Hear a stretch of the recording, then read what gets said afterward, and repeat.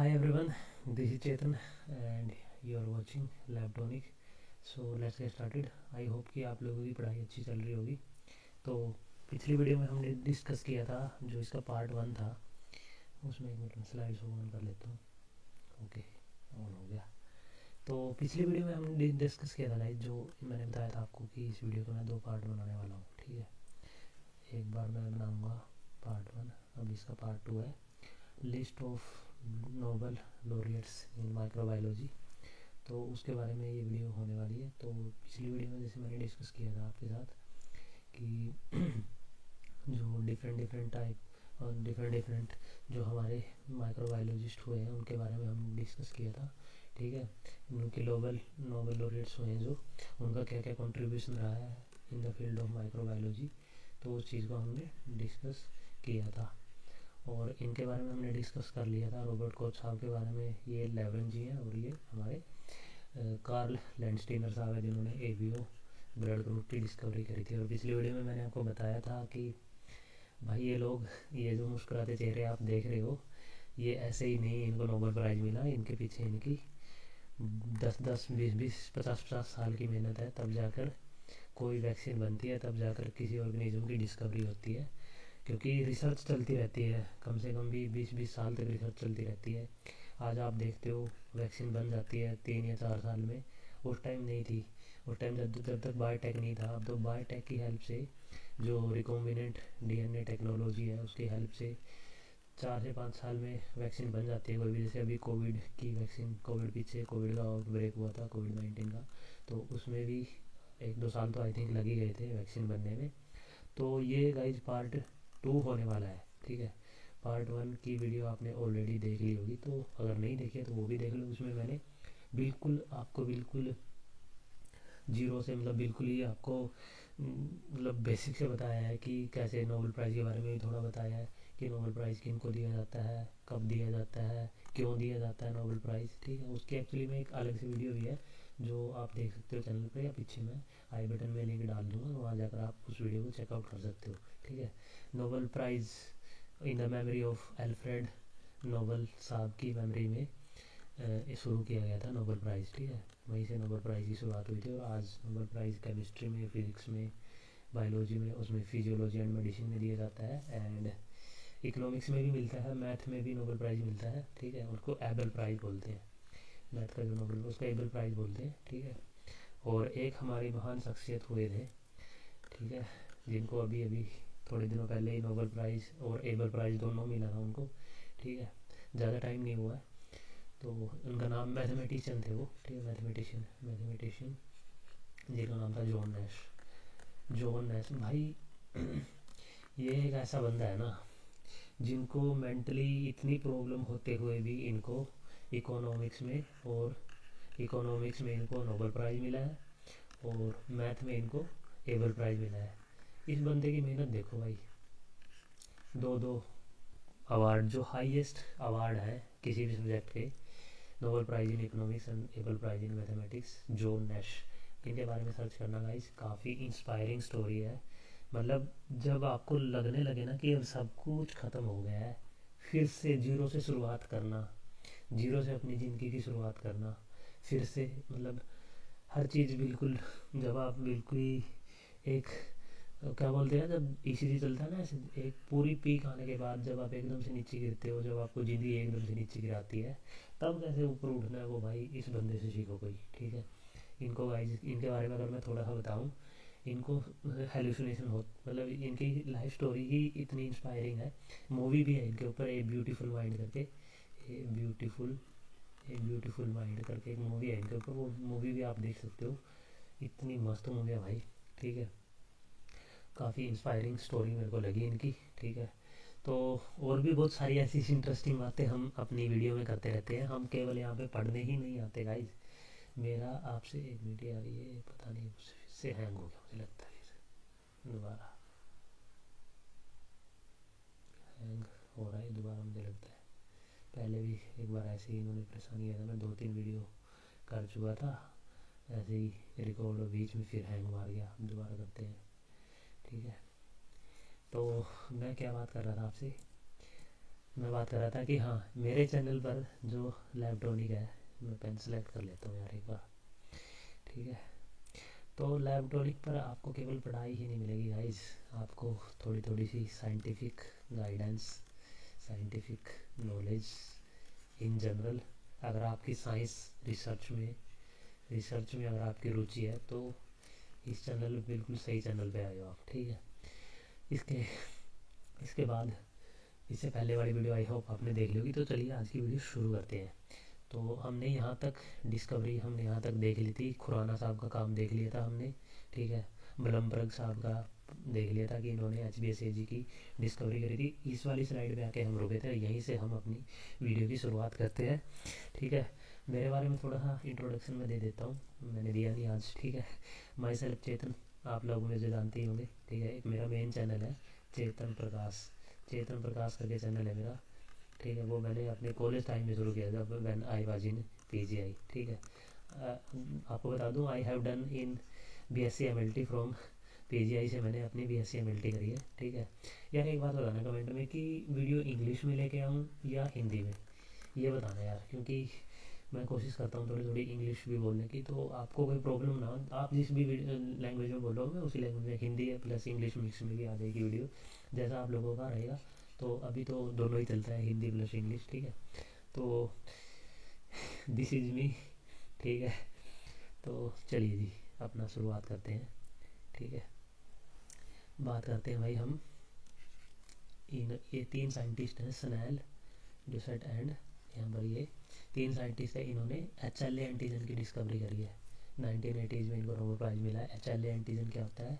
Human leukocyte antigen, ठीक है। Human leukocyte antigen इसकी फुल फॉर्म होती है। कई बार तो एग्जाम में फुल फॉर्म ही पूछ ली जाती है, तो what do mean by HLA। तो HLA is the human leukocyte antigen. और जब आप CDC क्रॉस मैच करते हो, HLA एंटीजन जब एंटीजन एंटीबॉडी, जब CDC क्रॉस मैच कब करते हैं हम? CDC क्रॉस मैच आपको ये भी पता होना चाहिए। CDC क्रॉस मैच हम करते हैं ट्रांसप्लांट के केस में। ट्रांसप्लांट होना होता है ना, जब कोई किसी का लीवर ट्रांसप्लांट होना होता है, या किसी को कोई स्किन वगैरह, कोई भी मतलब जो अलग अलग आप देखते हो, लंग ट्रांसप्लांटेशन, अब तो हार्ट भी ट्रांसप्लांट होने लग गया है। तो CDC कॉम्प्लीमेंट, CDC की फुल फॉर्म भी पता होनी चाहिए, कई बार ये भी कुछ क्वेश्चन पूछ लेते, खासकर जो PGI है, PGI चंडीगढ़ जो पेपर बनाता है वो प्रैक्टिकली बनाता है मोस्टली, ठीक है। प्रैक्टिकली जो चीज़ें जैसे CDC क्रॉस मैच जो टेस्ट होता है, CDC की फुल फॉर्म ही कई बार ये पूछ लेता है। तो CDC की फुल फॉर्म पता होनी चाहिए, कॉम्प्लीमेंट डिपेंडेंट साइटोटॉक्सिसिटी। ये टेस्ट भाई मैंने लैब में किया हुआ है, मतलब मैंने खुद से तो नहीं, अपने हाथ से तो नहीं किया, लेकिन करते हुए देखा है, खुद से अपने हाथ से इस टेस्ट का कुछ पार्ट किया था, ठीक है। तो ये होता है, मतलब ऐसे हमें डेमोस्ट्रेट करते हैं, जब हमारी पोस्टिंग लगती थी PGI में, तो हमें हर चीज़ करके दिखाते हैं। इसमें एक PPT यूज़ होती है, इसमें हैमिल्टन सीरीज इसमें यूज़ होती है, हैमिल्टन सीरीज यूज़ होती है इसमें, ठीक है। आप में से कमेंट करके बताना कि कितनों को पता था CDC क्रॉस मैच के बारे में, ठीक है। मैं देखना चाहता हूँ कि आपकी कितनी अच्छी नॉलेज है इस सब्जेक्ट में। इम्यूनो से आई, ठीक है, इम्यूनोलॉजी में हम करते हैं CDC क्रॉस मैच। उसके बाद आता है भाई हमारा बारबरा मैकक्लिंटोक का, ठीक है। बारबरा मैकक्लिंटोक ने हमारी जो मोबाइल जेनेटिक एलिमेंट है, जिनको हम ट्रांसपोनोजोम बोलते हैं, वो इनकी डिस्कवरी करी थी, उनके लिए इनको नोबेल प्राइज़ मिला है। और यहाँ से भी क्वेश्चन आता है कि मोबाइल जेनेटिक एलिमेंट को क्या बोला जाता है? तो मोबाइल जेनेटिक एलिमेंट का अदर नेम है, वो है ट्रांसपोनोजोम, ठीक है। ट्रांसपोनोजोम जो जंपिंग जीन जिसको बोलते हैं, जो जंपिंग जीन का जो कंसेप्ट दिया था, वो दिया था हमारा बारबरा मैकक्लिंटोक ने 1983 में, ठीक है। तो ये भी याद रखना आपको, जंपिंग जीन का कंसेप्ट किसने दिया था? तो बारबरा मैकक्लिंटोक ने नहीं दिया था, जंपिंग जीन ट्रांसपोनोजोम का मोबाइल जेनेटिक एलिमेंट, और दैट्स वाई इनको नोबेल प्राइज़ मिला था। उसके बाद आते हैं फिर कोहलर एंड मिल्स्टन। कोहलर जी को और मिल्स्टन जी को, इनको हाइब्रिडोमा टेक्नोलॉजी, जो कि मोनोक्लोनल एंटीबॉडीज, अब यहाँ देखो है ये वीडियो गाइज नोबेल लॉरेट्स के बारे में, ठीक है, लेकिन इसके अलावा जो एक्स्ट्रा पॉइंट्स आपको इसमें मिल रहे हैं ना, वो देखो भाई, आपको कितनी सारी चीज़ें मैं बता रहा हूँ, पता आपके कितने क्वेश्चन सॉल्व हो रहे हैं। इन्हीं 2 वीडियो से ना आपके कम से कम 10-12 क्वेश्चन पेपर में मान के चलो यहाँ से बन सकते हैं, ठीक है। अलग अलग पेपर में, मैं एक पेपर में नहीं बात कर रहा थी, किसी न किसी पेपर में इस वीडियो से ना क्वेश्चन फंसेगा ही फंसेगा, मैं आपको बता रहा हूँ भाई। ये इतनी इंपॉर्टेंट वीडियो है। हम सब कुछ पढ़ लेते हैं, हम स्टैफ के बारे में सब पढ़ लेते हैं, हम स्ट्रैप्टो के बारे में सब पढ़ लेते हैं, हम टीवी के बारे में इतनी नॉलेज, लेकिन हम ऐसे पॉइंट्स को, ऐसे ऐसे मतलब ऐसे टॉपिक्स को हम मिस कर देते हैं जहाँ से क्वेश्चन बनने के इतने सारे चांसेस होते हैं, ठीक है। तो आपको ऐसे ही टॉपिक्स को मिस नहीं करना है, क्योंकि एग्जामिनर, आजकल एग्जामिनर का जो माइंड सेट हो गया है वो भी चेंज हो गया है। पहले क्या था, सिंपल क्वेश्चन आते थे, हाँ भाई हिस्टोपैथोलॉजी में कौन सा फिजिटिव यूज़ करते हैं, सबको पता है भाई, न्यूट्रल बफर फॉर्मेलिन, किस किस को नहीं पता, सबको पता है, ठीक है। तो अब क्वेश्चन क्या पूछेंगे भाई, अब पूछेंगे ऐसे ऐसे क्वेश्चन, हाँ भाई जंपिंग जीन है, जंपिंग जीन कंसेप्ट किसने दिया। क्योंकि जितनी भी हम आजकल जो टेक्नोलॉजी है हमारी, जितनी टेक्नोलॉजी है वो किसकी तरफ बढ़ रहे हैं, हम मॉलिक्यूलर की तरफ बढ़ रहे हैं ना, हम मॉलिक्यूलर की तरफ बढ़ रहे हैं। मॉलिक्यूलर टेस्ट की जो वैल्यू है वो कितनी ज़्यादा बढ़ रही है अब आपके टाइम में। अलाइजा, ठीक है, अलाइजा कॉमन टेस्ट हो गए गाइस ये लैब्स में। अलाइजा, अलाइजा कॉमन लगता है, एच बी एस ए जी का अलाइजा लगता है, ठीक है, हर किसी के लिए लग लेता है अलाइजा, तो जो एंटीजन एंटीबॉडी रिएक्शन है। सी एफ टी कॉमनली, कितना कॉमनली टेस्ट होता है लैब्स में, ठीक है। तो मॉलिकुलर की तरफ हम बढ़ रहे हैं, तो इस वजह से एग्जामिनर भी आपसे यही एक्सपेक्ट करता है कि आपको मॉलिकुलर की नॉलेज होनी चाहिए थोड़ी सी। ये मान के चलता है कि थोड़ा सा साइंटिफिकली आपका थोड़ा सा इंटरेस्ट होना चाहिए, एग्जामिनर ऐसा मानता है। अब जैसे ये हाइब्रिडोमा टेक्नोलॉजी के ऊपर ही क्वेश्चन मान लो, इससे क्वेश्चन यही पूछा जाएगा कि वो डिस्कवर्ड द हाइब्रिडोमा टेक्नोलॉजी। तो कोहलर एंड मिल्सर ने हाइब्रिडोमा टेक्नोलॉजी की डिस्कवरी करी थी। हाइब्रिडोमा टेक्नोलॉजी होता क्या है ये पूछ लेते हैं, ठीक है। हाइब्रिडोमा टेक्नोलॉजी से हम क्या करते हैं, एक ऐसी सेल बनाते हैं जो कि मोनोक्लोनल एंटीबॉडीज़ को प्रोड्यूस करती है, हाइब्रिडोमा सेल जिसको बोलते हैं हम। अब हाइब्रिडोमा सेल के लिए हम कौन सा मीडिया यूज़ करते हैं, ये भी क्वेश्चन आपसे पूछ लेते हैं कई बार, ठीक है। तो ये भी आपसे कई बार क्वेश्चन पूछ लेते हैं। तो बहुत सारी चीज़ें हैं, ठीक है, बहुत सारी चीज़ें हैं, वो आपको पता होनी चाहिए। नेक्स्ट है वो आपका नील्स जर्न। इन्होंने क्या किया था, इन्होंने पोस्टुलेटेड इडियोटाइप नेटवर्क हाइपोथेसिस, जिसको बोलते हैं जर्न हाइपोथेसिस, इन्होंने दिया था, ठीक है। इसके बारे में आपको ज़्यादा कुछ जानने की भी जरूरत नहीं है, ये थोड़ा सा हाई लेवल का है, पोस्टुलेटेड इडियोटाइप नेटवर्क हाइपोथेसिस, ठीक है। बस आपको ये याद रखना है, अगर क्वेश्चन ये आ जाए कि ये हाइपोथेसिस दिया किसने था, तो ये जर्न हाइपोथेसिस, वो जर्न ने दिया था। उसके बाद आता है नेचर ऑफ एंटीबॉडी, जो डाइवर्सिटी है, इसका कंसेप्ट दिया था वो हमारे टोनेगावा जी ने दिया था, ठीक है। टोनेगावा 1987 का Nobel prize for their work on nature of antibody diversity. यहाँ पर illustrated the nature of antibody diversity के।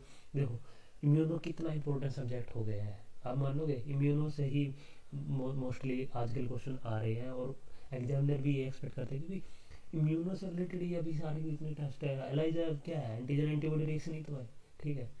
तो बहुत सारी चीज़ें हम देख रहे हैं। उसके बाद बात करें पीसीआर का, यहाँ से क्वेश्चन इतनी बार फंसा है, ये इतना इतना कॉमन क्वेश्चन हो गया है, ये मतलब एग्जामिनर का इतना फेवरेट ये क्वेश्चन हो गया है, ये वाला, ठीक है। मैं पेन भी थोड़ा चेंज कर लेता हूँ। जो ये वाला है, जो पॉलीमरेज चेन रिएक्शन है, इसकी फुल फॉर्म ही पूछ ली जाती है भाई पेपर में कि पीसीआर की फुल फॉर्म बताओ। बच्चे को पता है, अब एग्जामिनर क्या करेगा, उसको पता है कि बच्चे को पता होगी पीसीआर की फुल फॉर्म, तो वो क्वेश्चन क्या बनाएगा, अब ये डालो कि पीसीआर की खोज किसने करी, या पीसीआर के लिए किसको नोबेल प्राइज मिला, ऐसा क्वेश्चन बनाएगा वो। तो ऐसा क्वेश्चन बनाएगा, अगर आपने पढ़ा होगा इसके बारे में तभी तो क्वेश्चन कर पाओगे। अगर ऐसे सिंपल पढ़ के छोड़ दिया यार, बस पीसीआर के बारे में पढ़ लिया, ठीक है, पीसीआर की फुल फॉर्म पता होनी चाहिए, बस इतना नहीं करना यार, थोड़ा इन डेप्थ। आजकल तो जो R T P C R होता है, जो R T P C R, जो R T Q P C R इसको बोलते हैं, ठीक है, रियल टाइम, हाँ real time reverse transcripted quantitative PCR, ये होने लगा है। रियल टाइम हम उस चीज़ को ऑब्जर्व कर पाते हैं। रियल टाइम में एक तो होती है कन्वेंशनल पीसीआर, एक होती है real time PCR. Real time में क्या करते हैं हम, रियल टाइम हम ये देख पता कर सकते हैं कि हमारा एम्पलीफिकेशन कितना हुआ, हमारा कितना एम्पलीफिकेशन हुआ, ऐसे ग्राफ चलता है वो फिर, ठीक है। तो रियल टाइम पीसीआर होता है आजकल, ठीक है। कन्वेंशनल पीसीआर में ये नहीं, कन्वेंशनल पीसीआर किसके बेस पे है, कन्वेंशनल पीसीआर में तो हमें एंड में पता लगता है कि एंड प्रोडक्ट हमें क्या, कितना हमारा जो है डीएनए कितना एम्पलीफाई हुआ। लेकिन रियल टाइम पीसीआर में हम क्या करते हैं, रियल टाइम में हम जैसे जैसे वो बढ़ रही होती है उसकी एम्पलीफिकेशन, जैसे जैसे हो रहा होता है, ऐसे हमें ग्राफ दिखता है। फिर ऐसे जब अगर आपने किया होगा पीसीआर पे काम तो आपको ज़्यादा नॉलेज होगी, ठीक है। और हमारा तो सब्जेक्ट ही ऐसा है भाई कि लेबोरेटरी बेस जो MLT है, इतना मतलब इतना वास्ट सब्जेक्ट है हमारा। ठीक है, तो अपने सब्जेक्ट से प्यार करो गाइज, अपने अपने जो प्रोफेशन है उससे प्यार करो। ठीक है, तभी आप आगे बढ़ पाओगे। ठीक है, अगर नहीं बस ऐसे ही है कि ऐसे ही चलता है तो ऐसे ही चलती रहेगी ज़िंदगी। ठीक है, कुछ देश के लिए कुछ करके जाओ गाइज, कुछ सोसाइटी के लिए कुछ करके जाओ। ठीक है, इस एक ज़िंदगी मिली है गाइज। ठीक है, सोसाइटी के लिए कुछ करके जाओ, देश के लिए कुछ करके जाओ यार, ऐसा हो कि भारत देश का नाम रोशन हो। ठीक है, ऐसा कुछ करो। तो यही हमारी आपसे गुजारिश है। ठीक है, बात करते हैं अगला। अगला है वो है प्रायंस। प्रायंस क्या होते हैं? Infectious infectious protein.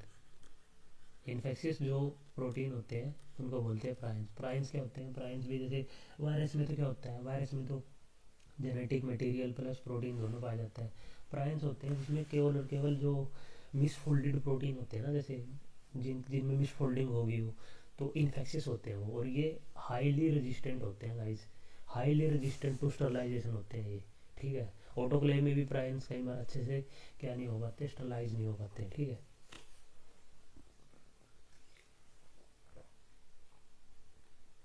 प्रायन से आपको याद रखना है प्रोजनियर, ये आपको आसानी से याद रहेगा। ठीक है, स्टैनली भी प्रोजनर ने इनको डिस्कवर किया था, प्रायंस को, इन्फेक्शियस प्रोटीन पार्टिकल को। ठीक है,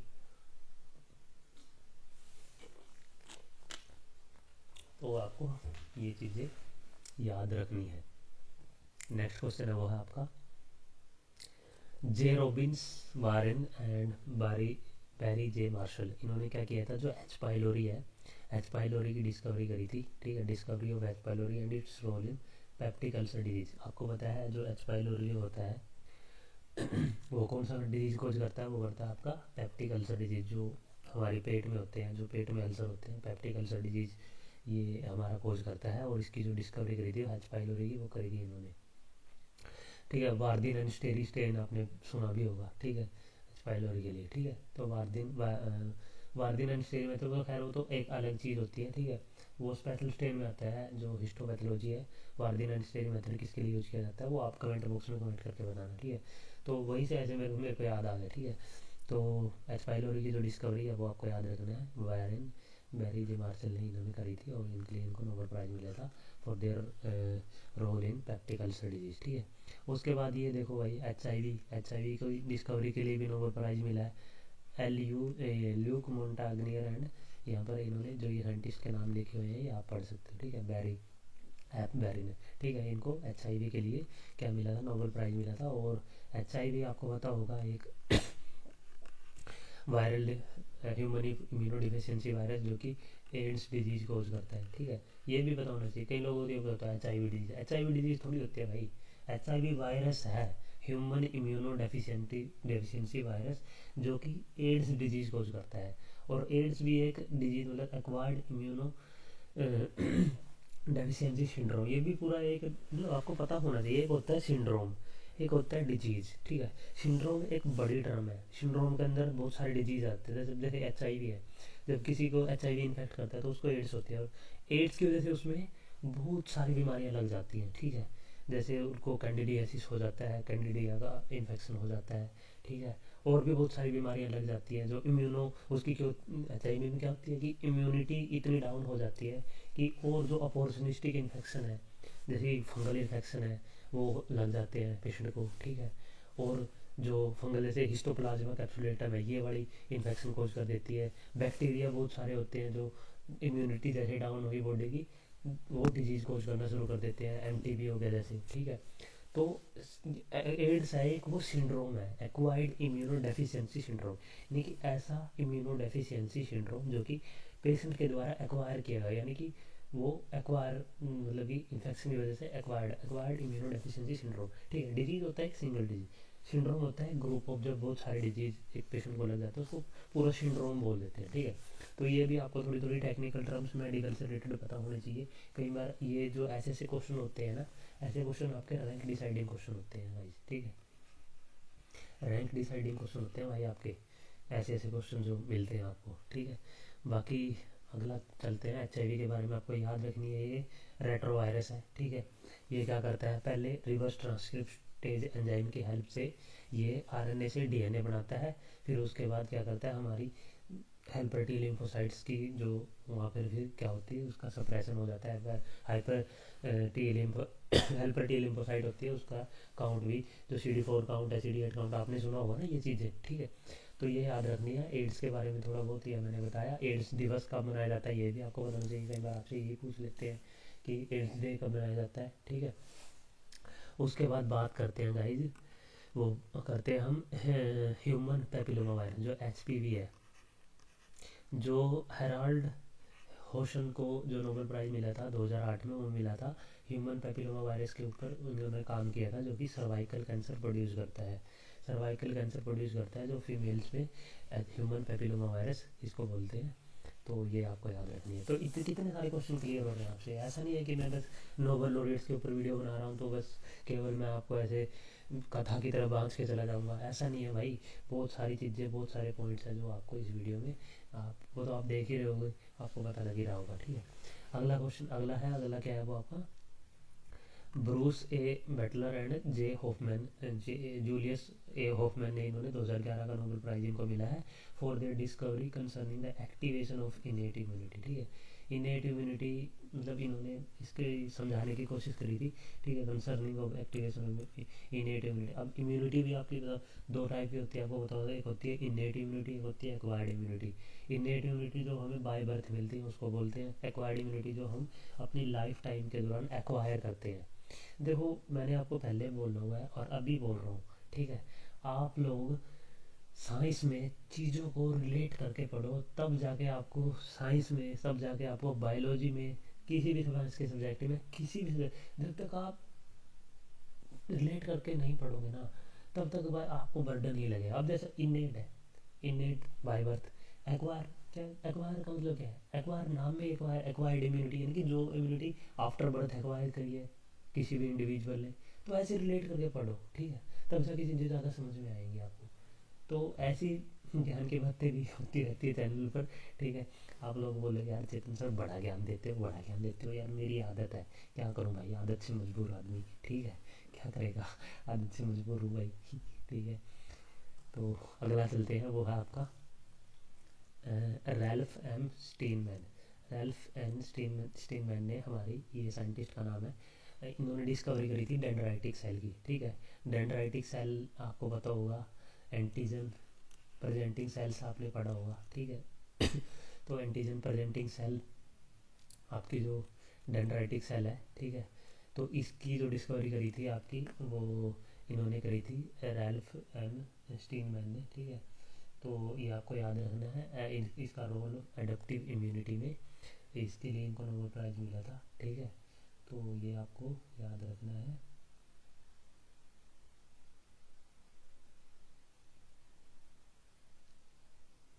तो आपको ये याद रखना है, ठीक है।